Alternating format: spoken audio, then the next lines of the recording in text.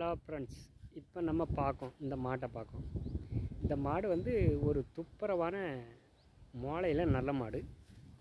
நல்ல மாடுனா புல்ல செவலை, கண்ணு பக்கத்தில் கருப்பு, புல்ல செவலை போர். நல்ல மாடு, தரமான மாடு. ஒரு பால் மாடு. பால் மாடுன்னா ஒரு 5-10 லிட்டர் கறக்கு, 5-10 லிட்டர் கறக்கு. நல்ல மாடு. இப்போ இதோட நிறைய குறைகளை பார்ப்போம். இந்த மாடு வந்து நல்ல மாடு, வாடை மாடு. அதே ஒரு குறை, வாடை மாடு. வாடை மாடுன்னா நம்ம தேர்த்ததுக்கு ஒரு 3 மாதம் ஆகும். தேர்த்ததுக்கு 3 மாதம் ஆனால் கூடவே வாடலை, ஒரு மாதிரி வாடை மாடு.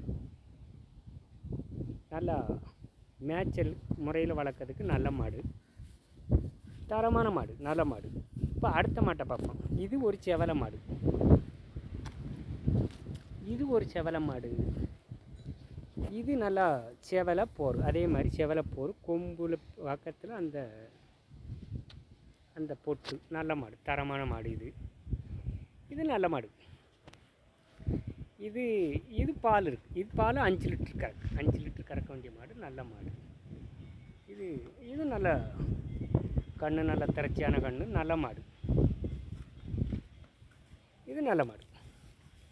இது நல்லா, இது ஒரு மாதிரி வாடை மாடு தான். ஒரு 6 மாதம் வளர்த்து தேர்த்தினா நல்ல மாடு. இது நல்ல மாடு. இதுவும் ஒரு தரமான மாடு, நல்ல மாடு. வளர்க்கறதுக்கு கொஞ்சம் வாடின மாடு. ரொம்ப வாடின மாடு வாங்கினா வளர்ப்புக்கு செட் ஆகாது. கொஞ்சம் வாடின மாடு, நல்ல மாடு, நல்ல தரமான மாடு, நல்ல மாடு.